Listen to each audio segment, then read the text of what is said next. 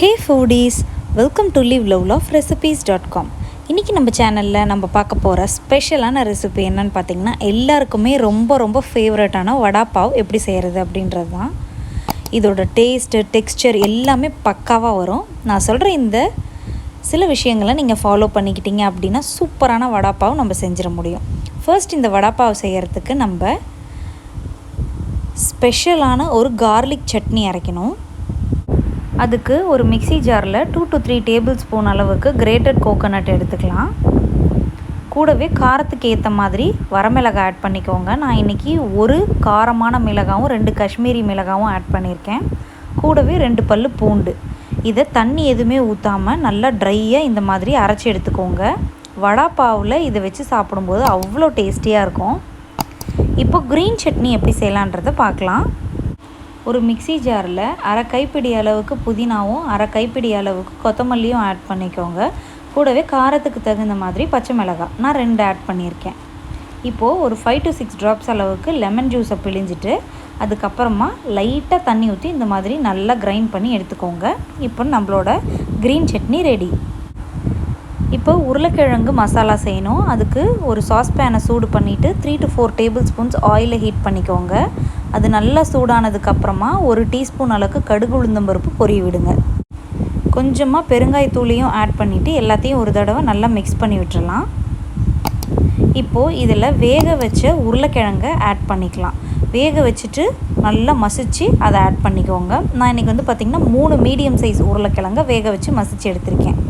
ஆக்சுவலாக பார்த்திங்கன்னா இது இஞ்சி பூண்டு பச்சை மிளகாய் பேஸ்ட்டு. இதை முன்னாடியே ஆட் பண்ணிவிட்டு அதுக்கப்புறமா உருளைக்கிழங்கு ஆட் பண்ணணும். நான் மறந்துட்டு முன்னாடியே உருளைக்கிழங்கு ஆட் பண்ணிட்டேன். ஸோ அது ஓரளவுக்கு நல்லா ஃப்ரை ஆனதுக்கப்புறமா உருளைக்கிழங்கோடு சேர்த்து இந்த மாதிரி நல்லா கலந்து விட்டுருங்க. நான் ஏற்கனவே ஜிஞ்சர் கார்லிக் பேஸ்ட் வச்சுருந்ததுனால சும்மா ஒரு 2 பச்சை மிளகாயை கூட சேர்த்து நல்லா அதோட இடிச்சிக்கிட்டேன். ஸோ எனக்கு சூப்பராக வந்துடுச்சு. இதுக்கு தேவையான சால்ட்டும் ஆட் பண்ணியாச்சு. மஞ்சள் தூள் ஆட் பண்ணிக்கலாம். ஒரு டீஸ்பூன் அளவுக்கு red chilli powder, Kashmiri red chilli powder add பண்ணியிருக்கேன். கூடவே ஒரு 1/2 டீஸ்பூன் அளவுக்கு கொத்தமல்லி தூள் ஆட் பண்ணிக்கலாம். கூடவே 2 பிஞ்ச் அளவுக்கு ஜீரகத்தூளும் ஒரு 1/2 டீஸ்பூன் அளவுக்கு சாட் மசாலா பவுடர் இல்லை அப்படின்னா ட்ரை மேங்கோ பவுடர் யூஸ் பண்ணிக்கலாம். இப்போ எல்லாத்தையும் நல்லா கலந்து விட்டுட்டு கொத்தமல்லி தழையையும் ஆட் பண்ணிக்கோங்க. இப்போ இதையும் சேர்த்து நல்லா கலந்து விட்டுடலாம். இதை கொஞ்ச நேரம் சாட்டே பண்ணிகிட்டே இருங்க. நம்ம ஆட் பண்ண ஸ்பைஸ் பவுடர்ஸோட ராஸ்மெல் எல்லாமே போகணும். அப்போ தான் இது நல்லா டேஸ்ட் தரும். இப்போ ஒரு 3 to 4 ட்ராப்ஸ் அளவுக்கு எலுமிச்சை பழத்தையும் பிழிஞ்சு விட்டுட்டு எல்லாத்தையும் நல்லா கலந்து விட்டுறலாம். இது ஒரு 6 to 7 மினிட்ஸில் ரெடி ஆகிடும். அதுக்கப்புறமா இதை எடுத்து ஓரமாக வச்சிடலாம். இப்போ இதுக்கு மேல் மாவு தயாரிக்கணும். அதனால் ஒரு பவுலில் 1/2 கப் அளவுக்கு கடலை மாவு ஆட் பண்ணிக்கலாம். 1 டேபிள் ஸ்பூன் அளவுக்கு அரிசி மாவு, தேவையான அளவுக்கு சால்ட்டு, அதுக்கப்புறமா கொஞ்சமாக மஞ்சள் தூள், 1 டீஸ்பூன் அளவுக்கு காஷ்மீரி ரெட் சில்லி பவுடர், கொஞ்சமாக பெருங்காயம், கொஞ்சமாக ஒரு 7 to 8 ட்ராப்ஸ் அளவுக்கு ஆயில் ஆட் பண்ணிவிட்டு எல்லாத்தையும் நல்லா கலந்து விட்டுருங்க. குக்கிங் ஆயில் ஆட் பண்ணிக்கோங்க. கொஞ்சமாக தண்ணி ஊற்றிட்டு இதை நல்லா மிக்ஸ் பண்ணிவிட்டு கண்டென்ஸ்டு மில்க் இருக்குது இல்லையா, மில்க் மேடு, அந்த அளவுக்கு கன்சிஸ்டன்சியில் இதை நம்ம கலந்து வச்சுக்கணும். ரொம்ப தண்ணியாக இருந்தது அப்படின்னா போண்டாலாம் ஒட்டாது. அதனால் ரொம்ப திக்காக இருந்ததுனாலும் நல்லா இருக்காது. ஸோ ஒரு கண்டென்ஸ்டு மில்க் ஸ்டேஜில் இருந்தது அப்படின்னா நம்மளுக்கு சூப்பராக வரும். இப்போ எல்லாத்தையும் நல்லா கலந்து வச்சாச்சு.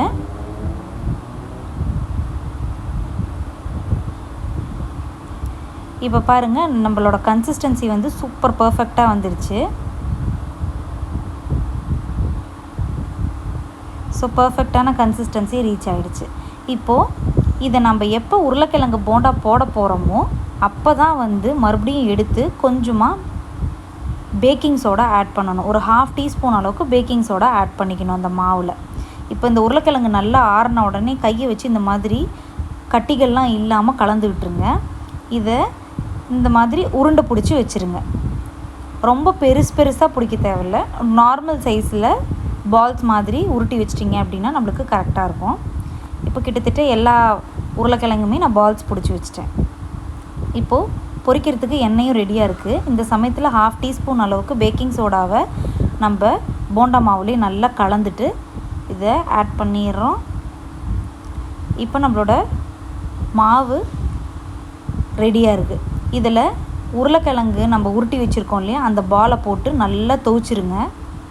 எல்லா இடத்துலையும் நல்லா பட்டதுக்கப்புறமா இதை இந்த மாதிரி போண்டாவாக போட்டு பொரிச்சு எடுக்க வேண்டியதான். ஒரு மீடியம் ஃப்ளேம்லேயே வச்சு பொரிச்சு எடுங்க. அப்போ தான் கலர் இந்த மாதிரி நல்லா ரெட்டிஷ் ப்ரௌனாக வரும். திருப்பி திருப்பி விட்டு இது ரெடியானதுக்கப்புறமா நீங்கள் வெளியில் எடுத்துட்டீங்க அப்படின்னா நம்மளோட வடாபாவுக்கான பட்டாட்டா வடா ரெடி.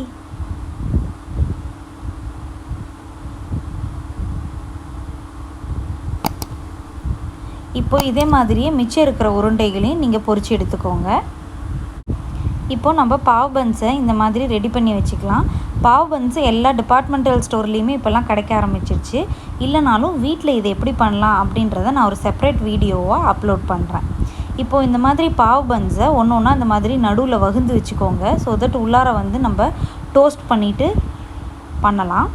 இப்போது பட்டர் ஆர் கீயை வந்து 2 பக்கமும் அப்ளை பண்ணிவிட்டு இந்த மாதிரி இருக்கிற எல்லா பாவ் பன்ஸையும் நல்லா டோஸ்ட் பண்ணி ரெடி பண்ணி எடுத்துக்கோங்க.